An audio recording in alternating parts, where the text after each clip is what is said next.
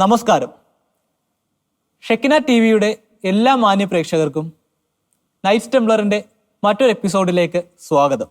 എല്ലാ രാഷ്ട്രങ്ങൾക്കും അതിൻ്റേതായ പരമാധികാരവും നിയമസംഹിതയുമുണ്ട്. ഒരു രാഷ്ട്രത്തിൻ്റെ പൗരൻ എന്ന നിലയിൽ തൻ്റെ രാജ്യത്തിൻ്റെ നിയമങ്ങൾ അനുസരിക്കുവാൻ ഓരോ പൗരനും കടപ്പെട്ടിരിക്കുന്നു. അതുപോലെ തന്നെ ഒരു മതവിശ്വാസി എന്ന നിലയിൽ തൻ്റെ മതം മുന്നോട്ട് വയ്ക്കുന്ന നിയമങ്ങൾ പാലിക്കേണ്ടത് ഒരു വിശ്വാസിയുടെ കടമയാണ്. തൻ്റെ രാഷ്ട്രത്തിൻ്റെ നിയമങ്ങളും മതത്തിൻ്റെ നിയമങ്ങളും അനുസരിച്ചുകൊണ്ട് വ്യക്തിജീവിതത്തിൽ എങ്ങനെ മുന്നോട്ട് പോകാം എന്ന ചോദ്യത്തിന് ഉത്തരം കണ്ടെത്താനാണ് നൈറ്റ്സ് ടെംപ്ലറിൻ്റെ ഈ എപ്പിസോഡിലൂടെ ഞങ്ങൾ ശ്രമിക്കുന്നത്. അതിനായി നമ്മെ സഹായിക്കാൻ ഇന്ന് നമ്മോടൊപ്പമുള്ളത് reverend father doctor James Mathew Pampara CMA ആണ്. സഭയിലെ അറിയപ്പെടുന്ന കാനോൺ നിയമ പണ്ഡിതനായ അച്ഛൻ റോമിലെ പൊന്തിഫിക്കൽ ഓറിയന്റൽ ഇൻസ്റ്റിറ്റ്യൂട്ടിൽ നിന്ന് കനോൺ നിയമത്തിൽ ഡോക്ടറേറ്റ് നേടിയിട്ടുണ്ട്. ഇപ്പോൾ കോട്ടയം പുതുപ്പള്ളിയിലെ സെന്റർ ഫോർ കനോണിക്കൽ സർവീസസിന്റെ ഡയറക്ടറായി സേവനമനുഷ്ഠിക്കുന്നു. എത്രയും സ്നേഹത്തോടെയും ബഹുമാനത്തോടെയും അച്ഛനെ ഈ എപ്പിസോഡിലേക്ക് സ്വാഗതം ചെയ്യുന്നു. അച്ഛോ, ഈശോ മിശിഹായ്ക്ക് സ്തുതിയായിരിക്കട്ടെ. അച്ഛോ, കാനോൺ ലോ എന്ന് കേൾക്കുമ്പോൾ തന്നെ എല്ലാവരിലും ഒരു സംശയം ഉണ്ടാകുന്നതാണ്. ഞാൻ ഉൾപ്പെടുന്ന യുവ സമൂഹത്തിൽ പോലും കാനോൺ ലോ എന്താണെന്ന് വ്യക്തമായ ഒരു ബോധമില്ല. ഇപ്പോൾ എനിക്ക് തന്നെ കാനോൺ ലോ എന്ന് കേട്ടപ്പോൾ വളരെയധികം സംശയങ്ങളാണ് എൻ്റെ ചിന്തയിൽ വന്നത്. അപ്പോൾ ഈ സംശയങ്ങളൊക്കെയാണ് ഇന്നത്തെ എപ്പിസോഡിൽ ചോദ്യത്തിൻ്റെ രൂപത്തിൽ നമുക്ക് കിട്ടിയിരിക്കുന്നത്. നമുക്കൊട്ടും സമയം കളയാതെ തന്നെ ചോദ്യങ്ങളിലേക്ക് പോകാം. അച്ഛനോടുള്ള എൻ്റെ ആദ്യത്തെ ചോദ്യം ഇതാണ്: കാനൺ നിയമം വത്തിക്കാൻ രാജ്യത്തിൻ്റെ നിയമം മാത്രമാണ്, അതിനാൽ നാം അത് അനുസരിക്കേണ്ടതില്ല, നാം ഇന്ത്യ രാജ്യത്തിൻ്റെ നിയമം മാത്രം അനുസരിച്ചാൽ മതി എന്ന് പറയുന്നവരോട് എന്താണ് മറുപടി പറയേണ്ടത്? ആദ്യമായിട്ട് തന്നെ പറയാനുള്ളത്, കാനൺ ലോ എന്ന് പറയുന്നത് വത്തിക്കാൻ സിറ്റി എന്നുള്ള രാജ്യത്തിന്റെ നിയമമല്ല. കത്തോലിക്ക സഭയെ പറ്റി പറയുമ്പോൾ കത്തോലിക്ക സഭയുടെ ഹെഡ് ക്വാർട്ടേഴ്സ് വത്തിക്കാൻ സിറ്റിയാണ്, വത്തിക്കാനാണ്. അവിടെയാണ് മാർപ്പാപ്പ വസിക്കുന്നത്. മാർപ്പാപ്പ കത്തോലിക്ക സഭയുടെ തലവനാണ്. അതേസമയം തന്നെ മാർപ്പാപ്പ വത്തിക്കാൻ സിറ്റി സ്റ്റേറ്റിന്റെ ഹെഡുമാണ്, രാഷ്ട്രത്തലവനുമാണ്. ഇപ്പൊ വത്തിക്കാൻ സിറ്റി സ്റ്റേറ്റ് എന്നുള്ള രാഷ്ട്രത്തലവൻ എന്ന രീതിയിൽ ആ രാഷ്ട്രത്തിന് വേറെ നിയമമുണ്ട്. അതിന് കാനൺ ലോ എന്നല്ല പറയുന്നത്, വത്തിക്കാൻ സിറ്റി സ്റ്റേറ്റിന്റെ നിയമങ്ങളാണ്, സിവിൽ ലോ ആണ്, ആ രാജ്യത്തിന്റെ സിവിൽ ലോ ആണ്. കാനൺ ലോ എന്ന് പറയുന്നത് കത്തോലിക്ക സഭയിലെ ഭരണം എങ്ങനെയാണ്, അത് ആ സഭയ്ക്കകത്തുള്ള ഭരണരീതികള്, അതിനകത്ത് ഓരോ കാര്യങ്ങളും എങ്ങനെ നടക്കണം എന്നുള്ളതിനെ പറ്റിയുള്ള നിയമങ്ങളാണ് കാനൺ ലോയിലുള്ളത്. അത് ലോകത്തുള്ള എവിടെയൊക്കെ കത്തോലിക്കരുണ്ടോ അവരെല്ലാം അവരുടെ വിശ്വാസ സംബന്ധമായ കാര്യങ്ങളിൽ ഈ കാനൺ ലോ അനുസരിക്കേണ്ടതാണ്. അതേസമയം തന്നെ അവർ ഏത് രാജ്യത്തിലായിരിക്കുന്നോ അതേ രാജ്യത്തിന്റെ സിവിൽ ലോ, രാജ്യത്തിന്റെ നിയമവും അവർ അനുസരിക്കേണ്ടതാണ്. രണ്ടും അങ്ങുമിങ്ങും കോൺട്രഡിക്ട് ചെയ്യുന്ന, എതിരായിട്ട് നിൽക്കുന്ന ഒന്നല്ല. കാരണം കാനൺ ലോയിൽ പറയുന്ന കാര്യങ്ങൾ രാജ്യത്തിന്റെ സിവിൽ ലോയിലുള്ള കാര്യങ്ങളല്ല, സിവിൽ ലോയിൽ ഇല്ലാത്ത പല കാര്യങ്ങളുമാണ്, സിവിൽ ലോ വിശദീകരിക്കാത്ത കാര്യങ്ങളാണ് കാനൺ ലോയിലുള്ളത്. അതേസമയം ചില കാര്യങ്ങളിൽ കാനൺ ലോ തന്നെ പറയുന്നുണ്ട് ഓരോ രാജ്യത്തിന്റെയും സിവിൽ ലോ നമ്മൾ അനുസരിക്കണമെന്ന്. ഉദാഹരണത്തിന് കാനൺ ലോയിൽ പൗരസ്ത്യ കാനൺ നിയമം ഒരുപക്ഷെ അറിയാമായിരിക്കും. കത്തോലിക്ക സഭയിൽ ലത്തീൻ സഭയ്ക്ക് ഒരു കാനൺ ലോ ഉണ്ട്, code of canon law, CIC എന്ന് പറയും. അതുകൂടാതെ കത്തോലിക്ക സഭയിലെ 23 പൗരസ്ത്യ സഭകൾക്കായിട്ട് പൊതുവായിട്ടൊരു കാനൺ നിയമ സംഹിതയുണ്ട്. അതിന് CCEO, the Code of Canons of the Eastern Churches എന്നാണ് പറയുക. അതിന്റെ മലയാള പരിഭാഷയാണ് ഇപ്പൊ എൻ്റെ കയ്യിലിരിക്കുന്നത്. അതിൽ ഉള്ള 1504 കാനൺ ഞാനൊന്ന് വായിക്കുകയാണ്. സിവിൽ നിയമം ദൈവിക നിയമത്തിനെതിരല്ലാതിരിക്കുകയും കാനൺ നിയമത്തിൽ മറിച്ച് നിർദ്ദേശിക്കാതിരിക്കുകയും ചെയ്താൽ സഭാ നിയമം സിവിൽ നിയമത്തിന് വിട്ടുകൊടുത്തിരിക്കുന്ന കാര്യങ്ങളിൽ സിവിൽ നിയമം കാനൺ നിയമത്തിലും അതേ പ്രാബല്യത്തോടെ പാലിക്കേണ്ടതാണ്. എന്ന് പറഞ്ഞാൽ ചില കാര്യങ്ങളിൽ, വിശ്വാസ സംബന്ധമല്ലാത്ത കാര്യങ്ങളിൽ, സഭാഭരണ സംബന്ധമല്ലാത്ത കാര്യങ്ങളിൽ കാനൺ ലോ എന്താണ് പറയുക, ഇങ്ങനത്തെ കാര്യങ്ങളിൽ രാജ്യത്തിന്റെ നിയമം അനുസരിക്കുക. ഒരു ഉദാഹരണം പറയാം. പ്രോപ്പർട്ടി റൈറ്റ്സ്, അതായത് സ്ഥലം വാങ്ങുന്ന കാര്യം, സ്ഥലം വിൽക്കുന്ന കാര്യം, അതിനോട് ബന്ധപ്പെട്ട എല്ലാ കാര്യങ്ങളും കാനൻ ലോ പറയുന്നു ഓരോ രാജ്യത്തിന്റെയും നിയമം നമ്മൾ അനുസരിക്കേണ്ടതാണ് എന്ന്. ഇപ്പോൾ കേരളത്തിൽ ഞാൻ CMI സഭയിലെ അംഗമാണ്. CMI സഭയിലെ സെയിന്റ് ആന്റണീസ് CMI ഭവൻ പുതുപ്പള്ളിയിലെ അംഗമാണ്. ഈ സെയിന്റ് ആന്റണീസ് CMI ഭവൻ പുതുപ്പള്ളിക്ക് ഒരു സ്ഥലം വാങ്ങണമെങ്കിൽ അതിൽ കാനൻ ലോയിലെ നിയമം നോക്കണം, അതോടൊപ്പം തന്നെ സിവിൽ നിയമവും നോക്കണം. കാനൻ ലോയിലെ നിയമം എന്താണ് നോക്കുന്നത്? ഈ സെയിന്റ് ആന്റണീസ് CMI ഭവന്റെ സുപ്പീരിയർ ആരാണ്, ആ സുപ്പീരിയറിന്റെ പേരിലാണ് വാങ്ങേണ്ടത്. പക്ഷെ അതിന് പ്രൊവിൻഷ്യലിന്റെ അനുവാദം വാങ്ങണം. ഒരു വലിയ തുക കൂടിയതാണെങ്കിൽ സിനഡിന്റെ അനുവാദമാകാം, അല്ലെങ്കിൽ വത്തിക്കാന്റെ അനുവാദമാകാം, അങ്ങനെ പലതുമുണ്ട്. അപ്പോൾ വാങ്ങലിനും വിൽക്കലിനും ഒക്കെ സിവിൽ നിയമം ഏതായാലും പാലിക്കണം. അതുപോലെ തന്നെ ഒരു സ്കൂൾ തുടങ്ങുകയാണെങ്കിൽ ഗവൺമെന്റിന്റെ റെക്കഗ്നിഷൻ വേണം, അതിന്റെ ട്രസ്റ്റ് ഉണ്ടാകണം, അല്ലെങ്കിൽ സൊസൈറ്റി ഉണ്ടാകണം. ഇങ്ങനെ സിവിൽ നിയമം പല കാര്യത്തിലും നമ്മൾ പാലിക്കേണ്ടതുണ്ട്. എന്നാൽ കാനൻ നിയമത്തിൽ പറയുന്ന പല കാര്യങ്ങളും സിവിൽ ലോയിലില്ല. ഉദാഹരണത്തിന് ഇന്ത്യൻ സിവിൽ ലോയിൽ നോക്കിയിട്ടുണ്ടെങ്കിൽ CMI സഭയിൽ ഒരു മെമ്പർ ആകാൻ എന്താ ചെയ്യണ്ടേ? അവിടെ കാണില്ല. അല്ലെങ്കിൽ ആരൊക്കെയാണ് അച്ഛനാകുന്നത്, എങ്ങനെയാണ് ഒരാളുടെ ഓർഡിനേഷൻ, പൗരോഹിത്യം, അത് കാണില്ല. അല്ലെങ്കിൽ ഒരു സന്യാസ വ്രതം ചെയ്യുന്നത് എങ്ങനെയാണ്, അതിൽ കാണില്ല. അല്ലെങ്കിൽ വാലിഡായിട്ട് വാസ്തവമായിട്ടൊരു വിശുദ്ധ കുർബാന പരികർമ്മം ചെയ്യേണ്ട കാര്യങ്ങൾ എന്തൊക്കെയാണ്, കൂദാശകൾ പരികർമ്മം ചെയ്യേണ്ട കാര്യങ്ങൾ എന്തൊക്കെയാണ്, അതൊന്നും സിവിൽ ലോയിലില്ല. അപ്പോൾ സിവിൽ ലോയിലുള്ള കാര്യങ്ങൾ പലതുമുണ്ട്, അത് എല്ലാ പൗരന്മാരും അനുസരിക്കണം. അതുകൊണ്ട് കത്തോലിക്ക സഭയിൽ കാനൻ ലോ ഉണ്ടെന്ന് പറഞ്ഞുകൊണ്ട് സിവിൽ ലോ അനുസരിക്കേണ്ടെന്നല്ല പറയുന്നത്. അതേസമയം ഏതെങ്കിലും ഒരു രാജ്യത്തിൽ ദൈവ നിയമത്തിനെതിരായിട്ടുള്ള നിയമങ്ങൾ അടിച്ചേൽപ്പിക്കുന്ന ഒരു അവസ്ഥ വന്നാൽ അങ്ങനെയുള്ള സാഹചര്യത്തിൽ വിശ്വാസിക്ക് അതിൽ ബുദ്ധിമുട്ടുണ്ടാകും. അപ്പോൾ അതിനകത്ത് വളരെ സിമ്പിൾ ആയിട്ട് ഇപ്പോൾ ഞാൻ ചോദിക്കുകയാണ്, ഒരു ക്രിസ്ത്യാനി ആയിരിക്കുന്ന ഞാൻ വളരെ സിമ്പിൾ ആയിട്ട് ചോദിക്കുന്നു, എന്റെ ജീവിതത്തിൽ ദൈവത്തിന്റെ നിയമങ്ങൾക്കാണോ അതോ രാജ്യം നൽകുന്ന, അതായത് രാജ്യം പറയുന്ന നിയമങ്ങൾ അനുസരിച്ചാണോ ജീവിക്കേണ്ടതെന്ന് ചോദിച്ചു കഴിഞ്ഞാൽ അച്ഛൻ വളരെ സിമ്പിളായിട്ട് ഒരു യുവാവിന് കൊടുക്കുന്ന മറുപടി എന്തായിരിക്കും? സീസറിനുള്ളത് സീസറിനും ദൈവത്തിനുള്ളത് ദൈവത്തിനും എന്നാണ് കർത്താവ് പറഞ്ഞിരിക്കുന്നത്. അതായത് ദൈവ നിയമത്തിനെതിരായിട്ട് സാമാന്യ രാജ്യത്തിന്റെ നിയമങ്ങൾ ഉണ്ടാകാൻ സാധ്യതയില്ല. ചുരുക്കം ചില സ്ഥലങ്ങളിൽ അങ്ങനെ വരാം. പക്ഷെ അവിടെയും നമുക്ക് നമ്മുടെ മനസാക്ഷിക്കനുസരിച്ച് മാറി നിൽക്കാനുള്ള സാഹചര്യമുണ്ട്. ഒരു ഉദാഹരണം പറയാം. അബോർഷൻ കത്തോലിക്ക സഭ അംഗീകരിക്കുന്നില്ല. അതൊരു കൊലപാതകത്തിന്റെ രീതിയിൽ തന്നെയാണ് കാണുക. അപ്പോൾ ഒരു നേഴ്സ്, കത്തോലിക്ക നേഴ്സ്, ഗവൺമെന്റ് സർവീസിലുള്ള നേഴ്സാണെന്ന് കരുതുക. അപ്പോൾ അബോർഷൻ നടത്തുന്ന ഹോസ്പിറ്റലിൽ അതിന് അസിസ്റ്റ് ചെയ്യേണ്ട അന്ന് ഡ്യൂട്ടിക്ക് നേഴ്സിനെ ഇടുന്നു. ആ നേഴ്സിന് പറയാം, എന്റെ മനസാക്ഷിക്ക് ഇതിന് ചേരുന്നില്ല, അതുകൊണ്ട് ഇന്നത്തെ ഡ്യൂട്ടിയിൽ നിന്ന് എനിക്ക് മാറ്റി തരണമെന്ന് പറയാം. അല്ലെങ്കിൽ ഒരു ഡോക്ടറിന് പറയാം. സാമാന്യതയിൽ അത് സമ്മതിക്കും. അല്ലാതെ ദൈവ നിയമത്തിനെതിരായിട്ട് രാജ്യ നിയമം വന്നാൽ, അത് ഇതുവരെ ഞാൻ അങ്ങനെ ഒരെണ്ണം കണ്ടില്ല. അങ്ങനെ വന്നിട്ടുണ്ടെങ്കിൽ ദൈവ നിയമത്തിനാണ് നമ്മൾ പ്രാധാന്യം കൊടുക്കേണ്ടത്. പക്ഷേ ഇതുവരെ അങ്ങനെ ഒരു ഉദാഹരണം എൻ്റെ അടുത്ത് വരാത്തത് കൊണ്ട്, അതായത് നിർബന്ധമായിട്ടും അത് ചെയ്യണമെന്ന് പറഞ്ഞു. ഒരു ഉദാഹരണം വന്നതാണ് അബോർഷൻ. അത് ചെയ്യാൻ പാടില്ല, നമ്മൾ ചെയ്യില്ല, നമ്മൾ കോഓപ്പറേറ്റ് ചെയ്യില്ല, സഹകരിക്കില്ല, തെറ്റാണെന്ന് നമ്മൾ പറയും. ബാക്കിയുള്ളവർ ചെയ്യുന്നതിന് പക്ഷെ നമ്മൾ അവരുടെ അടുത്ത് ചെന്ന് അവരെ തടയാനൊന്നും നമ്മൾ പോകില്ല. അത് ഓരോ രാജ്യത്തിന്റെ നിയമം അനുസരിച്ച് നടക്കട്ടെ എന്ന് വെക്കുള്ളൂ. പക്ഷെ നമ്മുടെ വ്യക്തി ജീവിതത്തിൽ, നമ്മുടെ വിശ്വാസ ജീവിതത്തിൽ നമ്മൾ എന്ത് ചെയ്യുന്നു, അവിടെ രാജ്യം നമ്മളെ അബോർട്ട് ചെയ്യണമെന്ന് നമ്മളോട് കൽപ്പിക്കില്ല. അതുകൊണ്ട് സിവിൽ ലോയും കാനൻ ലോയും തമ്മിൽ ദൈവ നിയമവും മനുഷ്യ നിയമം എന്നുള്ള രീതിയിൽ കോൺട്രഡിക്ടറി ആയിട്ട് ഉള്ള രീതിയിൽ കാണിക്കാതിരിക്കുന്നതാണ് നല്ലത്. അങ്ങനെയുള്ള അവസരങ്ങൾ തീരെ ചുരുക്കമായിരിക്കും, വളരെ ചുരുക്കമായിരിക്കും. അതെ. അപ്പോൾ ഈ സന്ദർഭത്തിനനുസരിച്ച് ഒരു വ്യക്തിക്ക് തീരുമാനിക്കാനുള്ള സ്വാതന്ത്ര്യമുണ്ടെന്നാണോ അച്ചു? അതായത് രാജ്യത്തിന്റെ നിയമവും മനുഷ്യന്റെ മനസാക്ഷിയെ പലപ്പോഴും റെസ്പെക്ട് ചെയ്യുന്നുണ്ട്. പക്ഷെ തെറ്റായ മനസാക്ഷിയുള്ളവർ തെറ്റ് ചെയ്തിട്ടുണ്ടെങ്കിൽ രാജ്യത്തിന്റെ നിയമം ശിക്ഷിക്കും.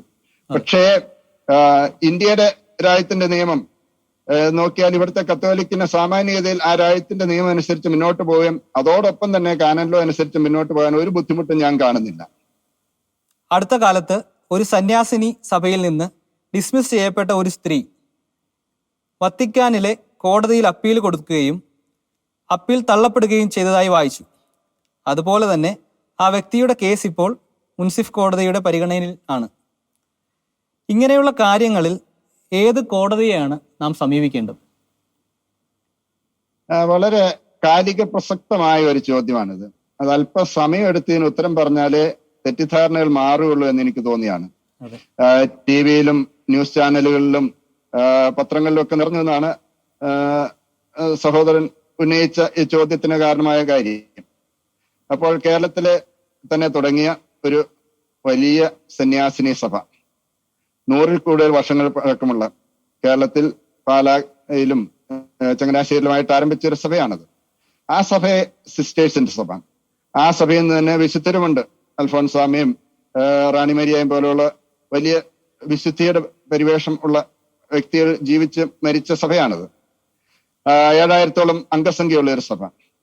ആ സഭയിൽ ഉണ്ടായിരുന്ന ഒരു വ്യക്തി, ആ സഭയിലെ നിയമം ഞാൻ അനുസരിക്കില്ല, എനിക്ക് ഈ സഭയുടെ നിയമമൊന്നും അനുസരിക്കേണ്ട കാര്യമില്ല, ഞാൻ എനിക്കിഷ്ടമുള്ള പോലെ ജീവിക്കും എന്ന് പറയുകയും ആ സഭയുടെ തന്നെ നിയമം അനുസരിച്ച് ആ വ്യക്തിയെ സഭയിൽ നിന്ന് ഡിസ്മിസ് ചെയ്യുകയും ചെയ്തു. ഇതാണ് അതിനോട് ബന്ധപ്പെട്ട കാര്യങ്ങൾ. അപ്പോൾ ആ വ്യക്തി ആ സഭയിൽ എങ്ങനെയാണ് ചേർന്നത്? ആ സഭയുടെ നിയമം അനുസരിച്ച് ജീവിച്ചു കൊള്ളാമെന്ന് വ്രതവാഗ്ദാനം ചെയ്താണ് ആ സഭയിൽ ആ വ്യക്തി ചേരുന്നത്. അപ്പോൾ ആ വ്രതവാഗ്ദാനത്തിൽ പറയുന്നത് എന്താണ്? ഈ സഭയുടെ നിയമങ്ങൾ അനുസരിച്ച് ഞാൻ ജീവിച്ചു കൊള്ളാം. അപ്പോൾ ആ സഭയുടെ നിയമത്തിൽ തന്നെ പറയുന്നുണ്ട്, ഈ നിയമം അനുസരിച്ച് ജീവിച്ചില്ലെങ്കിൽ ഈ നിയമത്തിൽ തന്നെ ഉള്ള വ്യവസ്ഥ, ശിക്ഷയ്ക്ക് ഉള്ള ഡിസ്മിസ് ചെയ്യാനുള്ള വ്യവസ്ഥ ഉണ്ടെന്ന് പറയുന്നുണ്ട്. അപ്പോൾ ആ നിയമാവലിയിൽ പറഞ്ഞിരിക്കുന്ന വ്യവസ്ഥകൾ അനുസരിച്ച് തന്നെയാണ് ഈ വ്യക്തിയെ സഭയിൽ നിന്ന് ഡിസ്മിസ് ചെയ്തത്. ആരാണ് ഡിസ്മിസ് ചെയ്തത്? ആ സഭയുടെ എലക്ട് ചെയ്യപ്പെട്ട അധികാരികളാണ്. ആ സഭയുടെ ജനറാളമ്മയും ജനറൽ കൗൺസിലും കൂടെ ചേർന്ന കൂട്ടായ തീരുമാനമാണ്.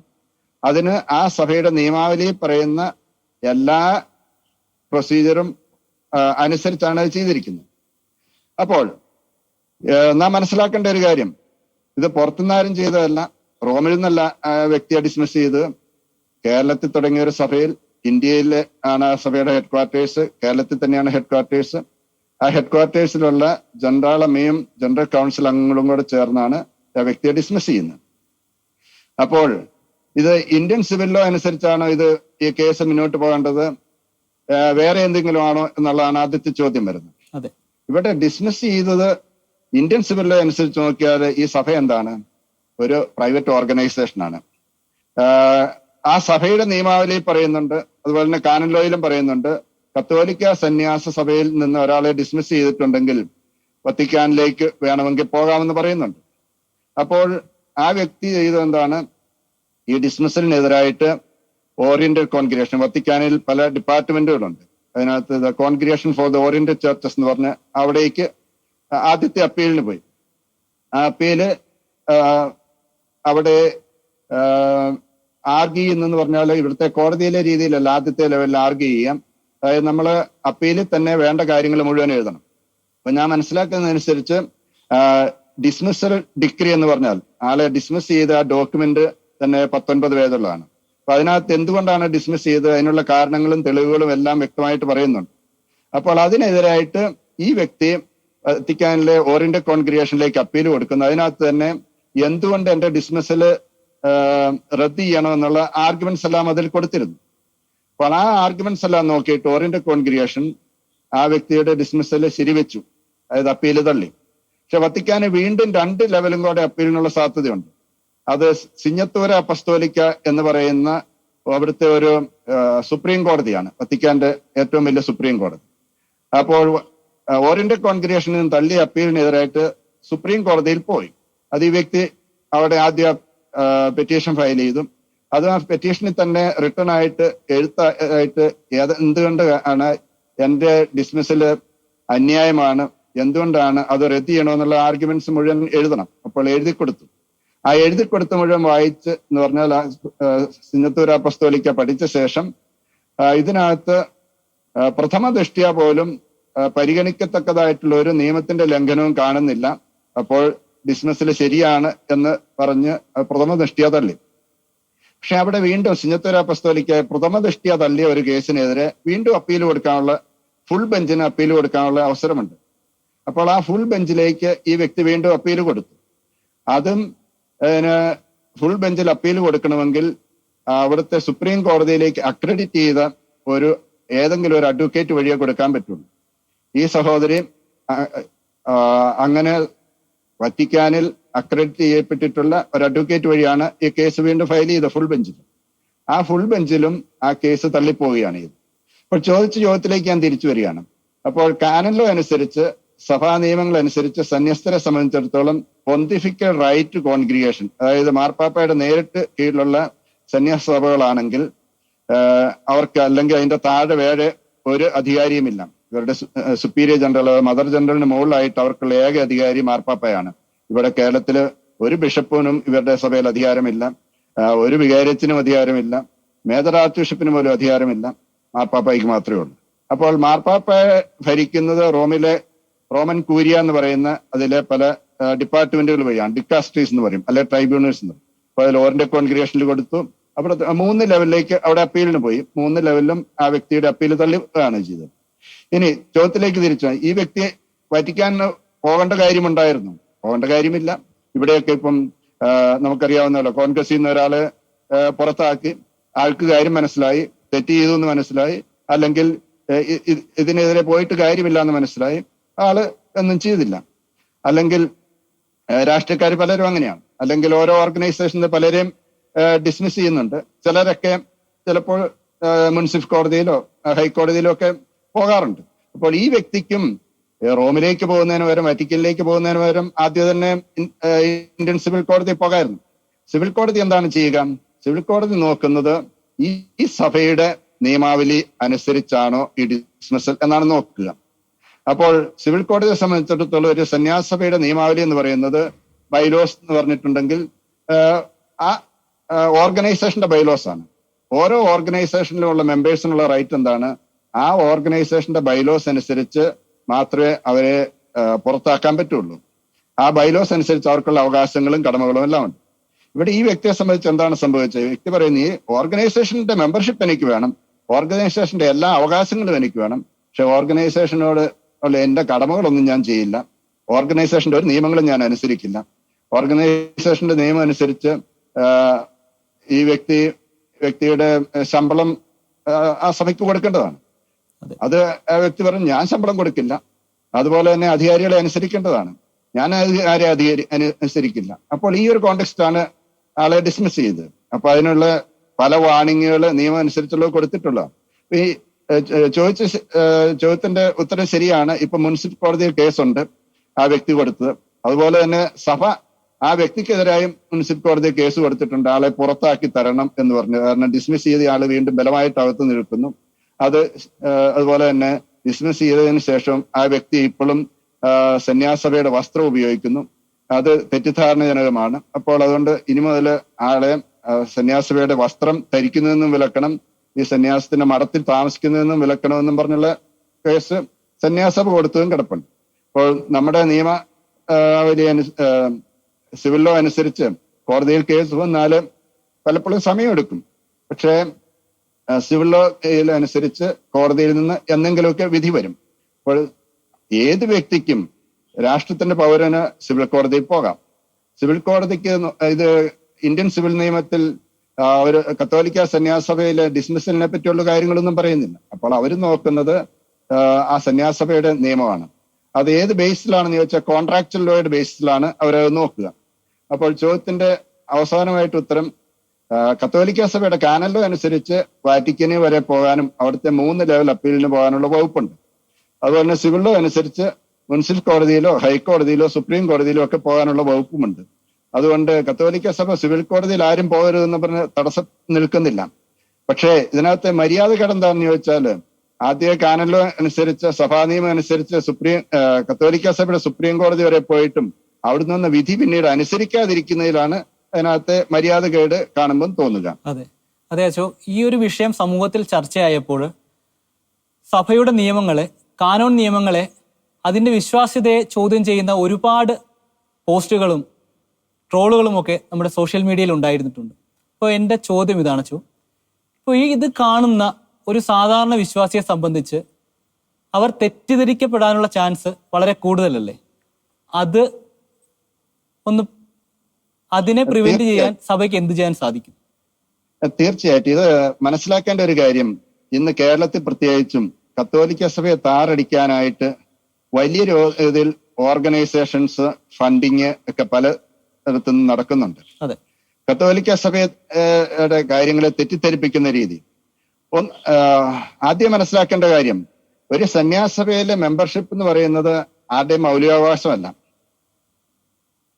ആ സഭയിൽ ചേരണമെന്നും പറഞ്ഞ് ഈ വ്യക്തി വന്നു, ആപ്ലിക്കേഷൻ വെച്ചു, ഫോർമേഷനിലൂടെ കടന്നുപോയി. ആ ഫോർമേഷൻ കാലഘട്ടത്തിൽ, പരിശീലന കാലഘട്ടത്തിൽ അകത്ത് ജീവിക്കണമെങ്കിൽ, സന്യാസ ജീവിതം നയിക്കണമെങ്കിൽ എന്തൊക്കെ കാര്യങ്ങൾ അനുഷ്ഠിക്കണമെന്ന് വ്യക്തമായിട്ട് പറയുന്നുണ്ട്. സന്യാസ ജീവിതം, സമർപ്പിത ജീവിതം, അതിനകത്ത് പ്രധാനപ്പെട്ട കുറെ കാര്യങ്ങളാണ്. 3 വ്രതങ്ങള്, അതുപോലെ തന്നെ സമൂഹ ജീവിതം, അതുപോലെ തന്നെ റിലീജിയസ് ഹാബിറ്റ് എന്ന് പറയും, സന്യാസ വസ്ത്രം. അപ്പോൾ ഈ വ്യക്തി എന്നാ പറഞ്ഞ, ഞാൻ ഈ സന്യാസ വസ്ത്രം ഒന്നും ഉപയോഗിക്കുകയല്ല, അത് ഫോറിൻ സാധനമാണ്, എനിക്കൊരു നേരം കിട്ടി ഞാൻ വലിച്ചെറിയും എന്നൊക്കെ ടി വിയിൽ പറഞ്ഞ് നമ്മൾ കേട്ടതാണ്. പക്ഷെ ഇപ്പം ഡിസ്മിസ് ചെയ്ത് കഴിഞ്ഞ് ടി വിയിൽ എപ്പം വന്നാലും ആ സന്യാസ വസ്ത്രം തന്നെ ഉപയോഗിക്കുന്നുള്ള വേറെ പ്രശ്നം. അപ്പോൾ ഇതിന്റെയൊക്കെ പുറകെ ആൾക്കാർ ഇറങ്ങിയിട്ടുണ്ടെങ്കിൽ, പണവും മറ്റു കാര്യങ്ങളുമായിട്ട് ഇറങ്ങിയിട്ടുണ്ടെങ്കിൽ മനസ്സിലാക്കുക, ഇപ്പോൾ കത്തോലിക്ക സഭയെ നശിപ്പിക്കണമെങ്കിൽ സന്യാസത്തെ നശിപ്പിച്ചാൽ എളുപ്പമാണ്. കാരണം സന്യസ്തരുടെ പ്രാർത്ഥന, സന്യസ്തരുടെ സമൂഹത്തിലുള്ള പ്രവർത്തനം, ഇതെല്ലാം കത്തോലിക്ക സഭയ്ക്ക് വളരെ പ്രധാനപ്പെട്ടതാണ്. 2ാം വത്തിക്കാൻ കൗൺസിലിന്റെ സഭയെപ്പറ്റിയുള്ള പ്രമാണരേഖ ലൂമൻ ജെൻസിയും ജനതയുടെ പ്രകാശത്തിന്റെ 42, 43, 44 ഖണ്ഡികളിലൊക്കെ വളരെ വ്യക്തമായിട്ട് പ്രതിപാദിക്കുന്നുണ്ട്. സന്യാസ ജീവിതം സഭയുടെ അവിഭാജ്യ ഘടകമാണെന്ന്. അപ്പൊ അതിനെ നശിപ്പിക്കാൻ വേണ്ടിയുള്ള ശ്രമങ്ങളാണ് നടത്തുന്നത്. അപ്പോൾ അതിന്റെ പേരിൽ പറയുന്നു കാറ് വാങ്ങുന്നത് തെറ്റാണ്. കാർ വാങ്ങുന്നതല്ല തെറ്റ്. ഇപ്പോൾ അടുത്തിടയ്ക്ക് ഇപ്പോൾ കോൺഗ്രസിലെ സമുന്നത നേതാവ് വേറെ രാഷ്ട്രീയ പാർട്ടിയുടെ മീറ്റിംഗിൽ പോയതാണോ തെറ്റെന്ന് ചോദിച്ചിട്ടുണ്ടെങ്കിൽ, മീറ്റിംഗിൽ പോകുന്നത് തെറ്റാണോ, ഇലക്ഷന് പ്രചരണം നടത്തുന്നത് തെറ്റാണോ എന്ന് ചോദിച്ചാല് ഇതുപോലെയാണ്. പക്ഷേ ഓരോന്നിനും ഓരോ കോണ്ടെക്സ്റ്റ് ഉണ്ട്. ഒരു ഓർഗനൈസേഷന് പോലും അധികാരികളെ അനുസരിക്കാതെ, നിയമം അനുസരിക്കാത്തവരെ അതിനകത്ത് കൊണ്ടുനടക്കാൻ പറ്റില്ല.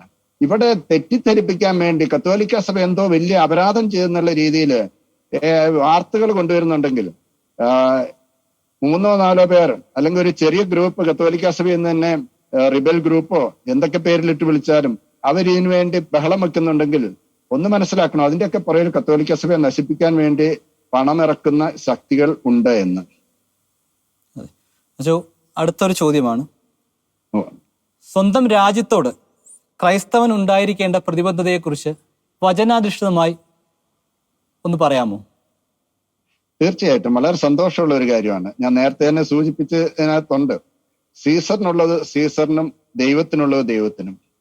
മറ്റൊരു രീതി പറഞ്ഞാല്, നമ്മുടെ കേരളത്തിലെ കത്തോലിക്ക സഭയെ തന്നെ എടുക്കുക, അല്ലെ ഇന്ത്യയിലെ കത്തോലിക്ക സഭയെ തന്നെ എടുക്കുക, രാജ്യത്തിന്റെ വളർച്ചയ്ക്ക് വേണ്ടി ഇത്രയധികം വ്യയം ചെയ്യുന്ന വേറെ ഏതെങ്കിലും ഒരു ഓർഗനൈസേഷൻ ഇന്ത്യയിലുണ്ടോ? എനിക്ക് തോന്നുന്നില്ല. ഇന്ത്യ മാത്രമല്ല, ലോകത്തിന്റെ മുഴുവൻ വളർച്ചയ്ക്ക് വേണ്ടിയും, പ്രത്യേകിച്ച് എഡ്യൂക്കേഷൻ ഫീൽഡിൽ, ആതുര സേവന രംഗത്ത്, സോഷ്യൽ വർക്കിന്റെ രംഗത്ത് ഒരിക്കലും കത്തോലിക്കർക്ക് വേണ്ടി മാത്രമല്ല നിലനിന്നിട്ടുള്ളത്. നമ്മൾ കേരളത്തിലെ ആദ്യത്തെ 1846 മാന്നാനത്ത് ആരംഭിച്ച വിശുദ്ധ കുര്യാക്കോസ് ഏലിയാസ് ചാവറ പിതാവിന്റെ കാലത്ത് ആരംഭിച്ച സംസ്കൃത സ്കൂള് തൊട്ട് പിടിയേരി ഭരിച്ച് സകല മതത്തിലും പെട്ട കുട്ടികളെ കൊണ്ടുവന്ന് അവിടെ പഠിപ്പിച്ച് ഉച്ചക്കഞ്ഞി കൊടുത്ത് ഓരോ പള്ളിക്കും ഓരോ സ്കൂള് വേണമെന്ന് പറഞ്ഞു. അങ്ങനെയാണ് പള്ളിക്കൂടം എന്നുള്ള പേര് തന്നെ വന്നത്. പള്ളിയോട് ചേർന്നുള്ള സ്ഥാപനം, അതാണ് പള്ളിക്കൂടം. അപ്പോൾ ആ രീതിയിൽ നമ്മൾ വിശ്വാസത്തിന് വേണ്ടി നിലനിൽക്കുക എന്ന് പറഞ്ഞിട്ടുണ്ട് എല്ലാ വ്യക്തികളുടെയും വളർച്ചയാണ്. എല്ലാ വ്യക്തികളുടെയും വളർച്ച എന്ന് പറഞ്ഞാൽ രാജ്യത്തിന്റെ വളർച്ചയാണ്. അപ്പൊ രാജ്യത്തിന്റെ വളർച്ചയ്ക്ക് വേണ്ടിയാണ് നമ്മൾ നിലനിൽക്കേണ്ടത്. അപ്പൊ രാജ്യത്തിന് വേണ്ടിയാണ് നമ്മൾ ജീവിക്കേണ്ടത്. അതിനകത്ത് ഏറ്റവും പാവപ്പെട്ടവൻ, ഏറ്റവും വേദനിക്കുന്നവൻ, അവൻ ഏത് മതക്കാരനാണെന്ന് നോക്കിയിട്ടില്ല. അപ്പൊ എല്ലാവരുടെയും വളർച്ച. അപ്പോൾ സീസറിനുള്ള സീസണിനും ദൈവത്തിനുള്ള ദൈവത്തിനും കൊടുക്കുക എന്ന് പറഞ്ഞിട്ടുണ്ടെങ്കിൽ നമ്മുടെ ആത്മാവ് ദൈവത്തിനുള്ളതാണ്. അപ്പോൾ ആത്മീയമായിട്ടുള്ള കാര്യങ്ങൾ നമ്മൾ ദൈവത്തോടുള്ള പ്രതിബദ്ധത, ദൈവത്തോട് ചേർന്നിരിക്കുക. അതേസമയം സീസൺ എന്ന് പറഞ്ഞിട്ടുണ്ട് നമ്മുടെ രാജ്യം വളരണം, നാം എല്ലാവരും ഒന്നിച്ചു വളർന്നാൽ മാത്രമേ രാജ്യം വളരുള്ളൂ. അപ്പോൾ രാജ്യം വളരണമെങ്കിൽ അതിനകത്ത് വിദ്യാഭ്യാസം വേണം, അതുപോലെ തന്നെ ആരോഗ്യം വേണം, പാവപ്പെട്ടവന് ജീവിക്കാൻ വീട് വേണം, സ്വത്ത് വേണം. അപ്പോൾ ഇതിനുള്ള എല്ലാ കാര്യങ്ങളിലും കത്തോലിക്ക സഭ കാര്യമായിട്ട് ഇടപെടുന്നുണ്ട്. അത് ചെയ്യണമെന്നുള്ളത് തന്നെയാണ് ഈശോയുടെ പഠനം. ഈശോ നമ്മെ പഠിപ്പിച്ചിരിക്കുന്നതാണ്, ഈശോ ചെയ്തു കാണിച്ചു അതാണ്. 5 അപ്പം കൊണ്ട് 5000 പേരെ തീറ്റിപ്പോറ്റി, അവരുടെ കണ്ടവും വേദന തോന്നി. അപ്പോൾ ഇതിനകത്ത് ഈശോ 12 പേർക്ക്, തന്റെ കൂട്ടത്തിലുള്ള ശിഷ്യന്മാർക്ക് 12 പേർക്കോ അല്ലെ 70 പേർക്കോ അപ്പസ്തോലന്മാർക്കോ ശിഷ്യന്മാർക്കോ വേണ്ടി മാത്രമല്ല കർത്താവ് ജീവിച്ചു. അതുപോലെ തന്നെ കർത്താവ് സൗഖ്യം നൽകിയത് അതിൽ അന്നത്തെ യഹൂദർക്ക് മാത്രമല്ല കൊടുത്ത്, കാനാൻകാരിക്ക് കിട്ടി. അപ്പോൾ നമ്മൾ ആരെയും നമ്മുടെ സേവന രംഗത്തുനിന്ന് മാറ്റി നിർത്തുന്നില്ല. നമ്മൾ എല്ലാവരെയും വളർത്താനായിട്ട് ശ്രമിക്കേണ്ടത്. എല്ലാവരും വളരുമ്പോഴാണ് രാജ്യം വളരുക. അപ്പോൾ കേരളത്തില്, ഇന്ത്യയില് നോക്കിക്കൊള്ളുക, എത്രയധികം സ്ഥാപനങ്ങളാണ് നമ്മൾ പാവപ്പെട്ടവർക്ക് വേണ്ടി നടത്തുന്നത്. ഇത് തന്നെയാണ് കർത്താവ് പഠിപ്പിച്ചിരിക്കുന്നത്. ഇത് തന്നെയാണ് നമ്മൾ ചെയ്തുകൊണ്ടിരിക്കുന്നത്. എവിടെയെങ്കിലുമൊക്കെ കുറവുകൾ ഉണ്ടാവാം, പക്ഷേ നമ്മൾ ബോധപൂർവം വളരെയധികം നമ്മൾ ശ്രമിക്കുന്നുണ്ട്. കർത്താവ് തന്നെ പറഞ്ഞിട്ടുണ്ട്, അധികാരികളെ അവര് ശരിയായിട്ടാണോ ചെയ്യുന്നതെന്ന് നോക്കണ്ട, പക്ഷെ അവര് പറയുന്ന അനുസരിക്കുക എന്ന്. പക്ഷെ അത് അനുസരിക്കണമെന്ന് പറയുമ്പോഴും ദൈവ നിയമത്തിനെതിരായിട്ടുള്ള എന്തെങ്കിലും അവർ പറഞ്ഞാൽ, ദൈവം ആഗ്രഹിക്കുന്ന ഏത് അധികാരി പറഞ്ഞാലും നമ്മൾ എന്താണ് ചെയ്യേണ്ടത്? ആ അധികാരിക്ക് മുകളിലുള്ള അധികാരികളുടെ അടുത്തേക്ക് പോവുക. ഉദാഹരണത്തിന് വികാരിയച്ഛൻ ഒരു കാര്യം, തെറ്റായ ഒരു കാര്യം ചെയ്യാൻ പറയുകയാണ്. അപ്പോൾ വികാരിയച്ഛന് മുകളിൽ രൂപതയുടെ അധികാരിയുണ്ട്, മെത്രാനുണ്ട്. രൂപത മെത്രാന്റെ അടുത്തേക്ക് പോയി എന്നോട് തെറ്റ് ചെയ്യാൻ നിർബന്ധിക്കുന്നു. അപ്പോൾ മെത്രാന്റെ ഭാഗത്തുനിന്ന് വേണ്ട രീതിയിൽ ഒരു സപ്പോർട്ട് കിട്ടുന്നില്ലയോ? അതിന്റെ മുകളിലേക്ക് മേജർ ആർച്ച് ബിഷപ്പ്, മെത്രാപ്പോലിത്ത അല്ലെ മേജർ ആർച്ച് ബിഷപ്പ് അല്ലെങ്കിൽ വത്തിക്കൻ, എവിടേക്ക് നമുക്ക് മുകളിലേക്ക് പോകാൻ സാധിക്കും? തെറ്റ് ചെയ്യാൻ, തെറ്റനുസരിക്കാൻ നമുക്കൊരിക്കലും ഉത്തരവാദിത്വമില്ല. ഒബീഡിയൻസ് എന്ന് പറഞ്ഞിട്ടുണ്ടെങ്കിൽ, അനുസരണം എന്ന് പറഞ്ഞാൽ സന്യസ്തർക്ക് പോലും, സന്യസ്തർ അനുസരണം ഒരു വ്രതമായിട്ട് എടുക്കുന്നതാണ്. അപ്പോൾ അവിടെ പറയുന്നത് എന്താണ്? സന്യസ്തർ അവരുടെ മേലധികാരികളെ എല്ലാ കാര്യങ്ങളിലും അനുസരിക്കണം, പക്ഷേ പാപം ചെയ്യുന്നതിൽ ഒഴികെ. പാപം ചെയ്യാൻ അധികാരികൾ പറഞ്ഞിട്ടുണ്ട്, ഒരിക്കലും ചെയ്യേണ്ട കാര്യമില്ല. അപ്പോൾ ഈ നേരത്തെ സൂചിപ്പിച്ച വ്യക്തി മീഡിയയിലൊക്കെ പറയുന്നു, അധികാരികൾ പലരും തെറ്റ് ചെയ്യാൻ ഞങ്ങളെ നിർബന്ധിക്കുന്നുണ്ട്. ഒരിക്കലും ചെയ്യേണ്ട കാര്യമില്ല. അങ്ങനെ ഒരു അധികാരിയും പറയില്ല. പറഞ്ഞിട്ടുണ്ട് എന്താ ചെയ്യേണ്ടത്? ആ അധികാരിയുടെ മുകളിലത്തെ അധികാരിയെ ചെന്ന് റിപ്പോർട്ട് ചെയ്യുക. ഇങ്ങനെയൊക്കെ എന്നോട് പറയുന്നുണ്ട്. അപ്പൊ പാപം ചെയ്യാൻ ആര് പറഞ്ഞാലും നാം പാപം ചെയ്യേണ്ട കാര്യമില്ല, ചെയ്യരുത്. പക്ഷെ പാപം ചെയ്യാൻ ആരെങ്കിലും നിർബന്ധിച്ചാൽ ആ വ്യക്തിയെ അതിന് മുകളിലുള്ള അധികാരികളുടെ അടുത്ത് റിപ്പോർട്ട് ചെയ്ത് ആ വ്യക്തിയെ തലസ്ഥാനത്ത് നിന്ന് മാറ്റാനാണ്, തെളിവുകൾ കൊടുത്ത് തലസ്ഥാനത്ത് നിന്ന് മാറ്റാനാണ് ശ്രമിക്കേണ്ടത്. ഇത് കത്തോലിക്ക സഭയുടെ അകത്തെ കാര്യം മാത്രമല്ല, സിവിൽ ലോയുടെ കോണ്ടെക്സ്റ്റ് തന്നെയാണ്. നമ്മളൊരു ഓഫീസിൽ ചെല്ലുന്നു, അവിടെ കൈക്കൂലി ആവശ്യപ്പെട്ടു. എന്താ ശരിക്കും പറഞ്ഞാൽ നമ്മൾ കൈക്കൂലി കൊടുക്കല്ല വേണ്ടത്.